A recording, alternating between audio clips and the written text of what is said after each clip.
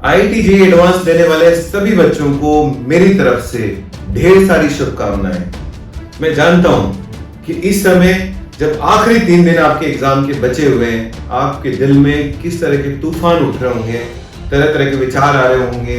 Exam कैसा होगा, exam tough होगा, इजी होगा, लास्ट ईयर के एग्जाम जैसा होगा, क्या पैटर्न में कोई चेंज तो नहीं आएगा, एग्जाम में अगर मार्क्स न मांगे तो क्या होगा, पड़ोस वाले अंकल क्या कहेंगे, पापा क्या सोचेंगे, न जाने कितने विचार आपके दिमाग में आते हैं। मैं जानता हूं क्योंकि मैं इस दौर से गुजर चुका हूं जब मैंने आईआईटी की तैयारी की थी। लेकिन बच्चों, मेरा ये मानना है कि इस समय आप अपने दिमाग को जितना रिलैक्स करने की कोशिश करेंगे आपके लिए उतना अच्छा होगा। हालांकि कहना आसान है कि यार रिलैक्स करो अपना दिमाग, लेकिन ये वही बच्चा जानता है, वो इंसान जानता है जिसके साथ वो दौर गुजर रहा हो, वो जो इस मोमेंट को जी रहा होगा, वो उस बात को समझ सकता है। आईआईटी जेईई एडवांस के बच्चों एक एग्जाम ही तो है।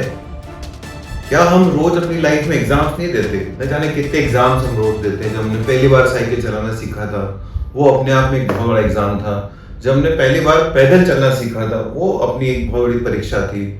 कई सारे बच्चे कोटा में कोचिंग की तैयारी करने के लिए आते हैं, अपने घर को छोड़ के आते हैं, माँ बाप को छोड़ के आते हैं, अपने दोस्तों को छोड़ के आते हैं।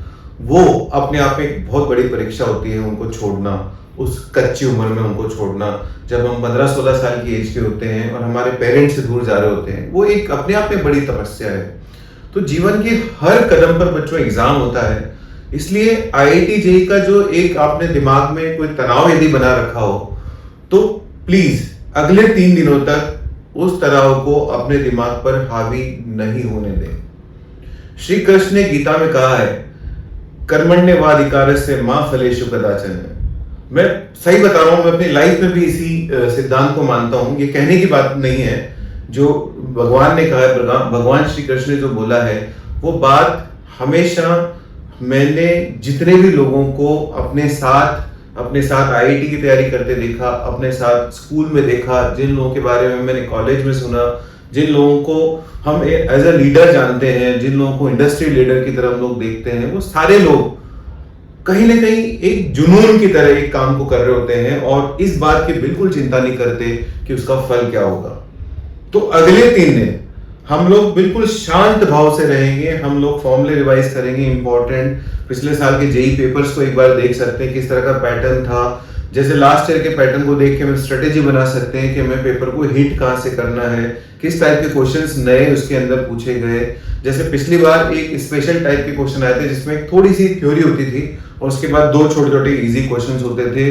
Those questions were the most scoring questions of physics paper की। अगर फिजिक्स की बात करूं तो सबसे ज्यादा स्कोरिंग थे। मैंने केमिस्ट्री और मैथ्स के टीचर से फीडबैक लिया था, उनका भी ये फीडबैक था कि वो जो स्पेशल टाइप के क्वेश्चन थे जिसमें थोड़ी सी थ्योरी और 2 क्वेश्चंस थे उसके साथ, वो आसान क्वेश्चंस थे।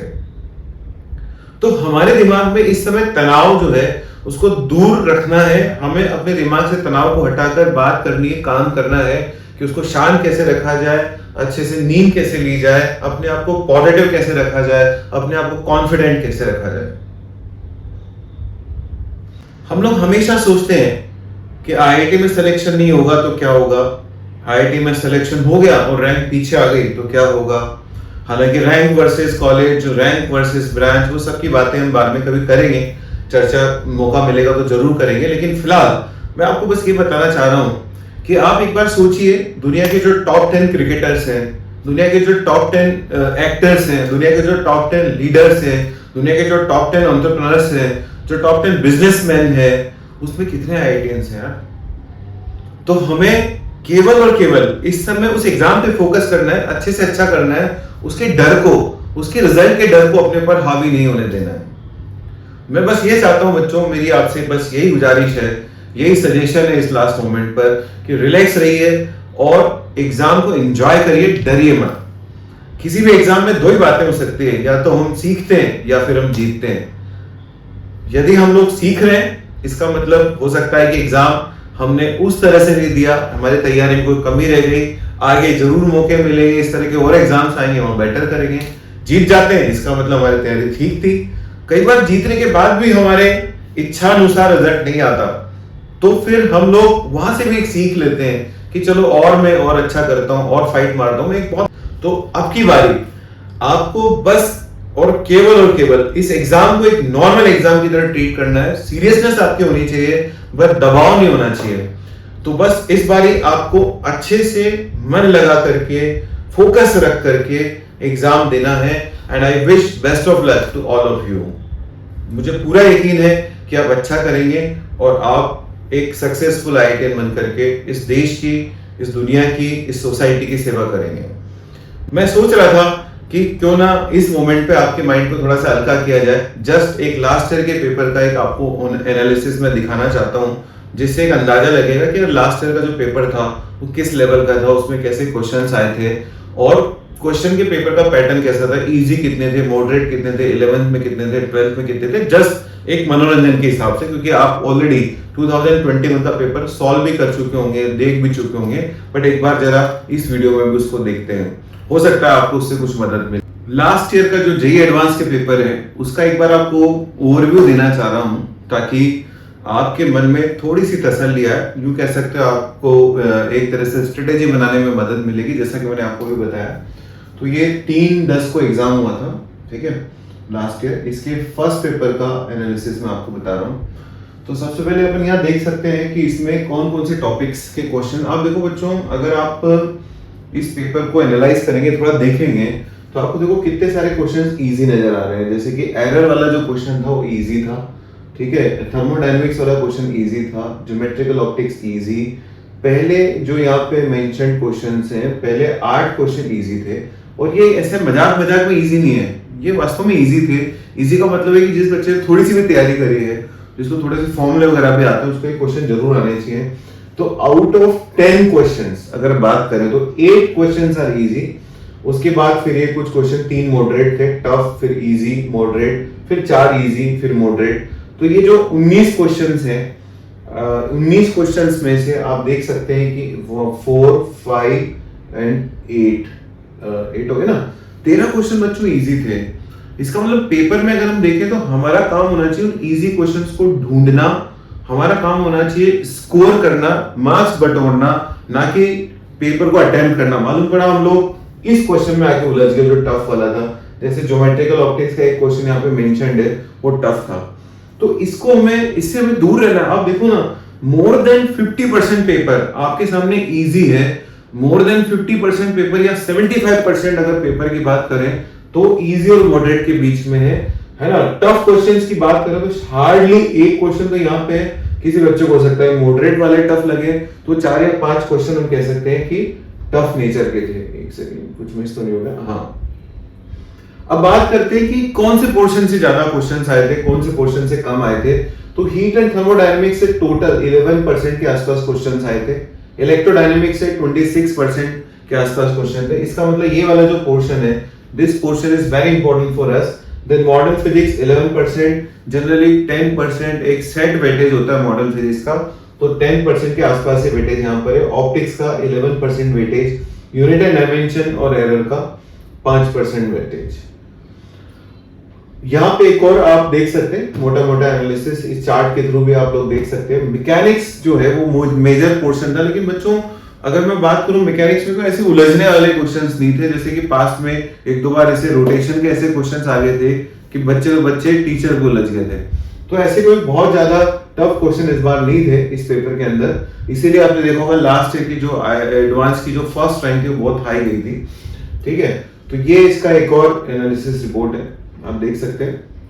डिफिकल्टी लेवल की बात करें तो जैसा कि आपके सामने है, there are 13 questions which are easy, 5 moderate and 1 tough. अगर मैं इन दोनों को मिला भी लूं तो 6 टफ क्वेश्चन अगर हो गए तो भी 66% पेपर जो है वो इजी था।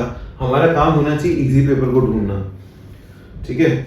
66.7%। आप देख सकते हैं कितना बड़ा पोर्शन इजी वाला है। यार भाई, हमें ये पिज्जे का हिस्सा खाना है, हमें बाकी हिस्से पे फोकस नहीं करना है। तो आप इस वाले हिस्से पे भी अगर फोकस करोगे, आप जो रैंक चाहोगे वो रैंक आप जेईई एडवांस के अंदर हासिल कर सकते हैं। क्लास वाइज वेटेज की अगर बात करें तो 11 से 9 और 12 से 10 क्वेश्चन थे पेपर 1 के अंदर, है ना। 50% टाइप का वेटेज था। ये था बच्चों पेपर 1। जरा पेपर 2 खोल के देखते हैं, कहां से खोलेगा भाई पेपर 2 का एनालिसिस करते हैं। ये पेपर 2 का एनालिसिस खोल लेते हैं, ठीक है, प्ले कर लेते हैं इसको। अब पेपर 2 पे आते हैं। आपने देखा पेपर 1 के अंदर 67% क्वेश्चंस इजी थे, पेपर 2 में आते हैं। पेपर 2 में 4-5 क्वेश्चन यहाँ इजी दिख रहे हैं, 6, 7, 8, 9 क्वेश्चन आपको इजी दिख रहे हैं। अगर टॉपिक वाइज वेटेज की बात करें तो आरबीडी मॉडरेट क्वेश्चन था, है ना। जिस बच्चों को आरबीडी से डर लगता है, क्या जरूरत है उस क्वेश्चन को छेड़ने की, इजी वाले क्वेश्चन ही बहुत सारे हैं हमारे पास करने के लिए। लास्ट में छेड़ सकते हैं, मान लो टाइम बच गया, लास्ट में एंड में हम उस क्वेश्चन को कर सकते हैं। Sound waves, geometrical optics, unit and dimension, nuclear physics, EMF, fluid mechanics. Fluid mechanics के 2 क्वेश्चन, अब दोनों टफ है तो हम जबरदस्ती इन क्वेश्चंस में अपनी टांग नहीं अड़ाएंगे। ये जो टफ वाले 3 क्वेश्चंस है ना, इनको जंप मार के निकलना होता है बच्चों, क्योंकि ये क्या करते हैं, स्पीड ब्रेकर का काम करते हैं, हमारी सारी स्पीड तोड़ देते हैं, हमारी सारी हिम्मत तोड़ देते हैं पेपर के दौरान। हम कई बार अगर ये 3-4 क्वेश्चन एक साथ टफ वाले उठा लेते हैं तो हमको घबराहट होने लगती है, और उस घबराहट में फिर हम और एरर करते हैं। तो बच्चों इन क्वेश्चन से बचना चाहिए, है ना। आगे बढ़ते हैं, इधर देखिए आप, इसके अंदर मैकेनिक्स का वेटेज 20% है, वेव्स का वेटेज 7% है, और हीट एंड थर्मोडायनेमिक्स का 17% है। इलेक्ट्रोडायनेमिक्स का वेटेज थोड़ा सा हीट का मुझे वेटेज इसमें ज्यादा लग रहा है ना। मॉडर्न फिजिक्स का 13% वेटेज है, ऑप्टिक्स का 6.67% वेटेज है, यूएनडी 6.67% वेटेज है। अगेन आप देख सकते हैं इस बारी सेकंड वाले पेपर के अंदर भी यह 50% 11-12 का लगभग इक्विवेलेंट वेटेज है। तो आप हर पेपर के अंदर देखें, चाहे वो फर्स्ट पेपर देखें चाहे सेकंड पेपर देखें।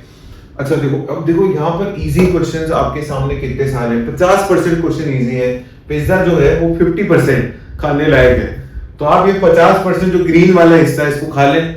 उसके बाद अगर आपके पास दम बचता है तो 30% मॉडरेट वाला खा लें। आपने अगर 80% पिज्जा खा लिया, आपके टॉप 100 के अंदर रैंक जो है वो ऑलमोस्ट कंफर्म हो जाएगी।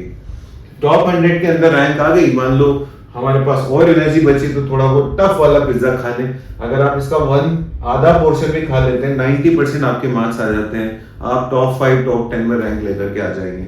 तो हमारा पहला फोकस होना चाहिए पिज्जे का ये वाला हिस्सा आइडेंटिफाई होना, बाकी फिर इसमें घुसेंगे और टाइम बचेगा, एनर्जी बचेगी तो उसमें घुसेंगे। आप देख सकते हैं अगर दोनों पेपर की मैं बात करूं तो दोनों, क्या हो गया भाई, कुछ मिक्स हो गया क्या? अपना काम ऐसे हो गया, मैंने लगभग मोरलेस आपको सारी बातें बता दी। लास्ट में बस मैं कहना चाह रहा हूँ, अभी अगर टाइम मिला, कल अगर मुझे टाइम मिला, आप लोगों की अगर इच्छा रही, आप लोगों की डिमांड रही, तो मैं 2020 का पेपर भी एनालिसिस करूंगा। जरूरत पड़ी तो मैं आपको यहाँ पर दिखाऊंगा कि 2020 में आप लोगों को अगर लगता है तो आप कमेंट बॉक्स में डालिएगा 2021 के पेपर का कौन सा हिस्सा ऐसा था जहां से किसी स्टूडेंट को हिट करना चाहिए, जहां से स्टार्ट करना चाहिए फिजिक्स में। तो बच्चों अगर हम देखें दोनों पेपर में, तो एक तरफ 67% इजी है, एक तरफ 50% इजी है। ऑन एन एवरेज 60% पोर्शन आपके पेपर का 2021 के पेपर का इजी था। पिछली बारी जैसा पेपर आया था इस बारी ऑलमोस्ट वैसे ही पेपर आएगा। 2-5%, 3-4% प्लस माइनस हो सकता है। हो सकता है कि थोड़ा बहुत टफनेस बढ़ जाए, हो सकता है थोड़ा बहुत इजीनेस बढ़ जाए, लेकिन बच्चों मेरे को पिछले 20 साल से मैं देख रहा हूँ, मैंने 99 में आईआईटी एडवांस का एग्जाम दिया था, तब से लेकर अब तक का पैटर्न है, इतिहास गवाह है कि कभी कुछ ऐसा नहीं हुआ कि जिसमें 50-60% पेपर टफ आ गया हो। हमेशा आईआईटी का जो पेपर सेटिंग जो कमेटी होता है, हमेशा इस तरह का पेपर सेट करता है, लॉजिकल पेपर सेट करता है, कॉन्सेप्चुअल पेपर सेट करता है, और इस तरह से सेट करता है कि बच्चा अगर थोड़ा सा भी अगर सावधानी से काम करे तो 50 से 60% स्कोर वो आराम से कर सकता है। थोड़ा सा बस धैर्य की जरूरत पड़ती है, ठीक है। तो अगेन मैं आपको फिर से बेस्ट विशेष देता हूं, और मैं उम्मीद करता हूं कि इस बारी आप अपने सारे सपने पूरे करेंगे जो आपके माँ बाप ने आपके लिए देखे हैं, जो आपने स्वयं अपने लिए देखे हैं। जो आपका आईआईटी में जाने का सपना है वो डेफिनेटली पूरा होगा। गिरते हैं शहसवार ही मैदान जंग में, वो तिफल क्या गिरेंगे जो घुटनों के बल चलते हैं। शहसवार का मतलब होता है एक साहसी इंसान, बोल्ड पर्सन। तो जो बोल्ड होगा, जो घोड़े पे बैठ करके मैदान जंग में जाएगा, वही तो गिरेगा। जो आदमी घर में बैठ करके घुटनों के बल रेंग रहा है, जिसमें हिम्मत नहीं आगे बढ़ करके कुछ करने की, जिसमें हिम्मत नहीं किसी एग्जाम को देने की, जिसमें हिम्मत नहीं है टफ पेपर का, इजी पेपर का, दबाव का, प्रेशर का सामना करने की, वो तो वैसे भी उसका जिंदगी में कुछ होना जाना नहीं है। तो आप बड़े लकी हैं, आप बड़े मेहनती भी हैं और आप बड़े साहसी भी हैं कि आपने इतनी मेहनत, इतनी शिद्दत से आईआईटी की तैयारी करी, आपने जेईई मेन एग्जाम दिया, कट ऑफ पार करी और यहाँ तक आप पहुंच गए। तो मैं आपके साहस की दाद देता हूं और मैं उम्मीद करता हूं कि ईश्वर आपका मन चाहा रिजल्ट आपको देगा। Thanks a lot, good luck.